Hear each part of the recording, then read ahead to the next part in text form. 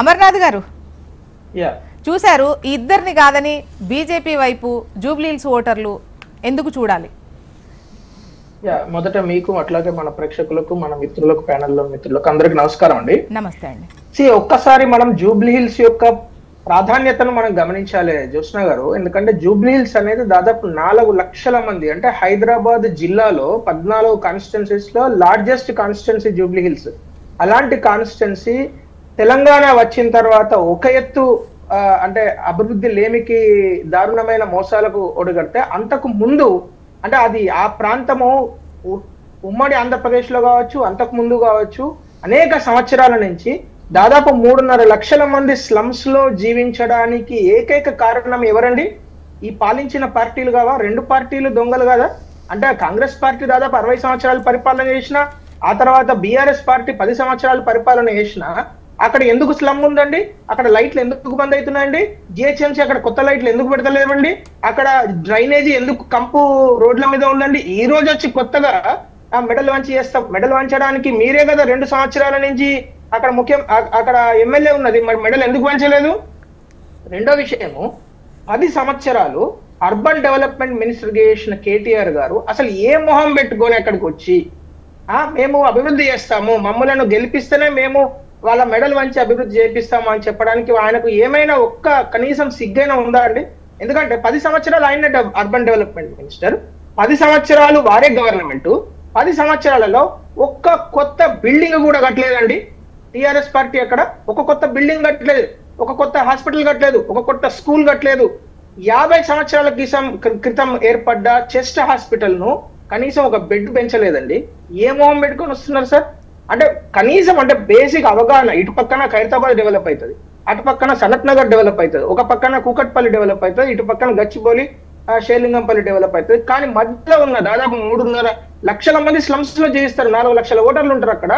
అలాంటి ఒక ప్రాంతము అనేక ప్రాంతాల నుంచి ఎన్నో ఆశలు పట్టుకొని వివిధ జిల్లాల నుంచి, రాష్ట్రాల నుంచి, ఆంధ్ర ప్రాంతం నుంచి వచ్చి అక్కడ జీవిస్తూ ఉంటారు. అలాంటి వాళ్లకు మీరు కనీస ఫెసిలిటీస్ అంటే కనీస రోడ్డు, లైటు, వాటరు, డ్రైనేజీ.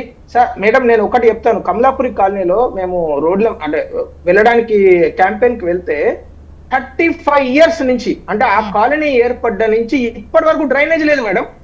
అంటే ఎవరి పాపం మేడం? మీరు జ్యోత్స్న గారిది ఉన్న అమర్నాథ్ పాపం అది? ఈ 2 పార్టీలది కాదా? ఈ 2 పార్టీలు అధికారంలో ఉన్నప్పుడు ఏం చేయాల్సి ఉండే? కనీసం ఒక డ్రైనేజ్ ఇచ్చే అవకాశం లేదా? పోనీ అదేమన్నా సిటీకి ఒక 70 కిలోమీటర్ల దూరంలో ఉందా? సిటీ నడిబొడ్డులో ఉంటది.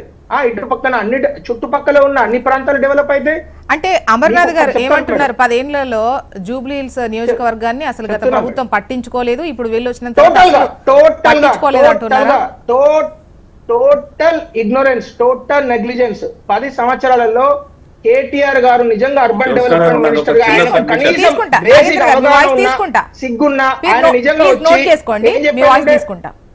లేదు అమర్నాథ్ కే దయచేసి నాకు అన్ఇంటరప్టెడ్ టైం ఇవ్వండి ప్లీజ్, దయచేసి.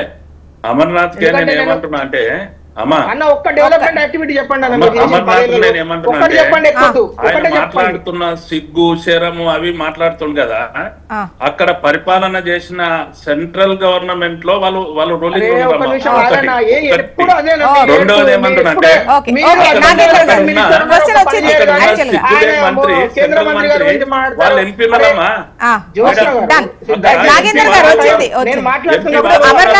అమర్నాథ్ మరి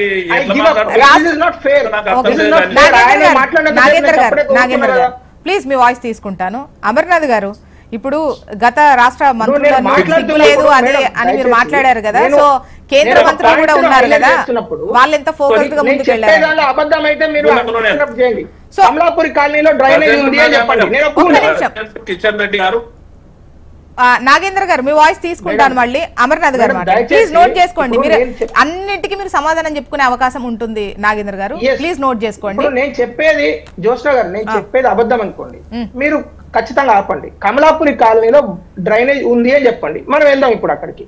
ఇక్కడ నుంచి పెద్ద దూరమేం కాదు, నేను ఇక్కడి నుంచి వస్తా, నాగేందర్ గౌడ్ గారు రమ్మనండి, మనం వెళ్ళి చూద్దాం. నిజంగా అక్కడ మేము చేసినాం, కేటీఆర్ గారికి దమ్మున్నది, మేము చేసి చూపించినాము. అక్కడ వచ్చి ఎవరన్నా ఏంది మొత్తం కమలాపురి కాలనీలో ఫుల్ గా డ్రైనేజ్ మేము నిర్వహించినాము, లైట్లను వేసినాం ఎర్రగడ్డలో. మేడం రోజు రాత్రి 9ంటికి మీరు ఎర్రగడ్డ రేమత్ నగర్ నుంచి వస్తుంటే ఒక్క లైట్ కూడా వెలగదు. అంటే నేను అనేది పాయింట్ ఏంటంటే జ్యోత్స్న గారు, సో మీ పొలిటికల్ పార్టీలు బీజేపీకి ఓటేస్తే ఇప్పుడు మీరు అలా కాదు ఇప్పుడు అమర్నాథ్ గారు పూర్తి స్థాయిలో మొత్తం ఏకరో పెట్టడానికి 4 లక్షల ఓటర్ల గురించి మాట్లాడుతున్నాము. 4 లక్షల ఓటర్లు దారుణంగా మోసం చేసి వాళ్ళను స్లమ్స్ లో పెట్టిన 2 పార్టీల గురించి మాట్లాడుకుంటున్నప్పుడు, గత 23 నెలలుగా అధికారంలో ఉన్న కాంగ్రెస్ పార్టీ 23 నెలలుగా అధికారంలో ఉన్న కాంగ్రెస్ పార్టీ డిసెంబర్ 7వ తారీఖు నుంచి, డిసెంబర్ 7, 2023 నుంచి జూన్ 2025 వరకు కూడా వాళ్ళు కనీసం ఒక్క పని కూడా వాళ్ళకి ఎందుకు చేయలేదు మేడం? ఎప్పుడైతే 8వ తారీఖు 8 జూన్ 2025 ఆయన చనిపోయారో ఆ తర్వాత వచ్చి ఈ సందులో శంకుస్థాపన శిలాఫలకం, ఆ సందులో శంకుస్థాపన శిలాఫలకం, ఇంకో గలీలో ఇంకో శంకుస్థాపన శిలాఫలకం, కనీసం శంకుస్థాపన శిలాఫలకాలకు పెట్టిన ఖర్చు ఒకవేళ కాంగ్రెస్ పార్టీ జిహెచ్ఎంసీ ద్వారా విట్ట ఆ ప్రాంతానికి పెట్టుంటే ఇవాళ లైట్లు వెలుగుతుండదు. అత్యంత దారుణమైన పరిస్థితులలో మీరు వెళ్ళి చూడండి. నేను అసలు అమర్నాథ్ గారు ఇప్పుడు మీరు అన్న విషయాలన్నీ కూడా ఓకే, డెవలప్మెంట్ జరగలేదు, సంక్షేమానికి సంబంధించి కూడా ఇచ్చిన హామీలు నెరవేర్చలేదు గతంలో కావచ్చు వీళ్ళు కావచ్చు. సో వీళ్ళిద్దరిని వదిలేస్తే జూబ్లీ హిల్స్ ఓటర్లు మీ వైపు ఎందుకు ఉండాలి? సో ఈ సమస్యలన్నీ మీకే అంటే మీకు ఓటేస్తే ఈ సమస్యల గురించి మీరు ఎట్లా ప్రస్తావిస్తారు, వీటిని ఎట్లా పరిష్కరిస్తారు అనేటువంటిది కూడా ప్రజల ముందు పెట్టాల్సిన అవసరం ఉన్నది కదా. ఓన్లీ వాళ్ళ పైన వ్యతిరేకతే మాకు ఓటు రావాలంటే కుదరదు కదా. ఓటర్ గా అక్కడ డెవలప్మెంట్ జరగాలన్నా, లేకుంటే ఇప్పుడున్న గవర్నమెంట్ ను అంటే ఏమంటారు కడిగి పారేసి అసెంబ్లీలో కావచ్చు, అవుట్ సైడ్ అసెంబ్లీలో కావచ్చు, జిహెచ్ఎంసీలో కావచ్చు గట్టిగా పోరాడి నిధులు తీసుకురాగలగాలంటే ప్రతిపక్ష ఎమ్మెల్యే ఉండాలి. కానీ ఆల్రెడీ 2 సంవత్సరాలు ఒక ప్రతిపక్ష ఎమ్మెల్యే ఏం చేయలేకపోయినాడు. టిఆర్ఎస్ పార్టీ బీఆర్ఎస్ పార్టీ ఏం చేయలేకపోతున్నదని ప్రజలు గ్రహించి బీజేపీ అయితేనే, ఎందుకంటే బీజేపీ అయితే ఏంటి, మేము గట్టిగా ప్రశ్నిస్తాము, మేము అమ్ముడుపోము, మేము 5గురున్నా 5 ఉంటాం, 3 ఉంటాం, తగ్గం. మేము ఎప్పుడైనా బీజేపీ పార్టీ ఒక ఎమ్మెల్యే గెలిచాడంటే బీజేపీలో ఉంటాడు, ఒక ఎమ్మెల్యే కూడా బీజేపీలోనే ఉంటాడు. ప్రజలు గమనించారు అది. ఒకవేళ ఈ బీఆర్ఎస్ పార్టీకి హైదరాబాద్ విషయానికి వస్తే బీఆర్ఎస్ అంటే వాళ్ళ పైన పూర్తి అసంతృప్తి ఉంది, డెవలప్మెంట్ జరగలేదు, సంక్షేమానికి సంబంధించి ఏం లేదు అన్నటువంటి లెక్కల్లో ఇక్కడ వాళ్ళకి సీట్లు బాగానే ఇచ్చారు, బెటర్గానే ఇచ్చారు. ఒక సీటు మినహాయించి మిగతా అన్ని వాళ్ళకే కట్టబెట్టారు. అంటే డిస్ట్రిక్ట్ వైజ్ జిల్లాల వారీగా వేరే లెక్కలు ఉన్నాయి. ఇక్కడ మాత్రం బీఆర్ఎస్ కు నమ్మకుండా ఉన్న సిచ్యువేషన్ గతంలో లేదు కదా. అదే మేడం, ఇప్పుడు అట్లా ఇచ్చినందుకే ప్రజలు ఇవాళ బాధపడుతున్నారు. ఎందుకంటే ఇక్కడ వీళ్ళని గెలిపిస్తే వీళ్ళు వెళ్ళి అక్కడ చేరారు కదా 10 మంది. ఇప్పుడు అదే కదా కేసు నడుస్తున్నది. ఆ పక్కనే కాన్స్టిట్యున్సీ అంటే ఖైరతాబాద్ కాన్స్టిట్యున్సీ ఎవరిని గెలిపించారు? బీఆర్ఎస్ పార్టీకి ఓటేసారు కదా. మరి ఆయన ఇప్పుడు ఎక్కడ ఉన్నాడు? ప్రజలు చూస్తున్నారు కదా. ఇప్పుడు ఒకవేళ బీఆర్ఎస్ పార్టీకి గెలిస్తే ఏమైతుంది? వాళ్ళు ఎక్కడికి వెళ్తారు? ఏ పార్టీలో జాయిన్ అవుతారు? కనబడుతున్నది. ఇటు పక్కన షేర్లింగంపల్లి ఏమైంది కనబడుతున్నది. వాళ్ళే కొట్టుకునే పరిస్థితి. అంటే నేను ఒకవైపు కేసు కూడా నడుస్తుంది కదా ఫిరాయింపులకు సంబంధించి. ఎమ్మెల్యే అయితే ఇప్పుడు ధైర్యం చేస్తారంటారా? ఏంటండి అంటే ఇప్పుడు ఆ ఫిరాయింపుల కేసు ఇదంతా నడుస్తోంది కదా, ఇప్పుడు ఒకవేళ గెలిపించిన వెళ్లే ధైర్యాలు ఇలా చేస్తారా? అటువంటి సిచ్యువేషన్ జూబ్లీ హిల్స్ నియోజకవర్గానికి ఉంటుంది. దాన్ని ధైర్యం అంటారా మేడం? దాన్ని మానవ సిగ్గు లేకపోవడం అంటారు.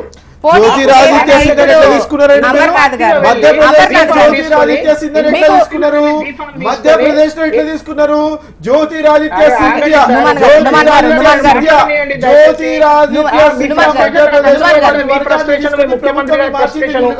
ముఖ్యమంత్రి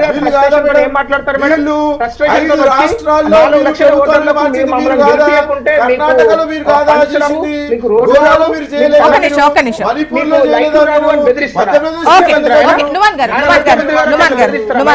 ఎవరైనా బెదిరిస్తారా అట్లా? ఒక ముఖ్యమంత్రి స్థానంలో ఉన్న వ్యక్తి ఫ్రస్ట్రేషన్ తో వచ్చి ప్రజలను బెదిరిస్తారా మేడం? ఎక్కడైనా చూసినామా మనం ఇటువంటి ముఖ్యమంత్రిని? మీరు ఒకవేళ మాకు ఓట్లేదు డైరెక్ట్ మైక్ లో, ఆయన డైరెక్ట్ ఇండైరెక్ట్ ఏం లేదు, మీరు ఆయన మైక్ లో చెప్పిన మాటలే నేను చెప్తా, రిపీట్ చేస్తా. సన్న బియ్యం రావు, మీకు పెన్షన్లు రావు, మీకు ఇప్పుడు వచ్చే 200 యూనిట్ల ఫ్రీ విద్యుత్ కూడా రాదు అని డైరెక్ట్ చెప్తున్నాడు ఆయన. అమర్ గారు బీజేపీ ఏం చేయబోతుందో చెప్పండి. ఎట్లా బెదిరిస్తుంది మేడం? ముఖ్యమంత్రి అయితే బెదిరిస్తారా? బీజేపీ ఏం చేయబోతుందో ముఖ్యమంత్రి అయితే బెదిరిస్తారా? ఎందుకంత ఫ్రస్ట్రేషన్? ముఖ్యమంత్రి గారి ఓడిపోతున్నామని అర్థమవుతున్నది. బీజేపీ చాలా స్పీడ్ గా వెళ్తున్నది, మోడీ గారిని ప్రజలు నమ్ముతున్నారు, విశ్వసిస్తున్నారని అర్థమవుతున్నది. అర్థమై ఆ భయంకు, ఆ ఫ్రస్ట్రేషన్ కు, ఇరిటేషన్ కు ముఖ్యమంత్రి ఏం మాట్లాడుతున్నారో అర్థం కాకుండా తీసుకుంటాను. స్వతంత్ర భారత ఒక చిన్న బ్రేక్ తర్వాత డిస్కషన్ కంటిన్యూ చేద్దాం.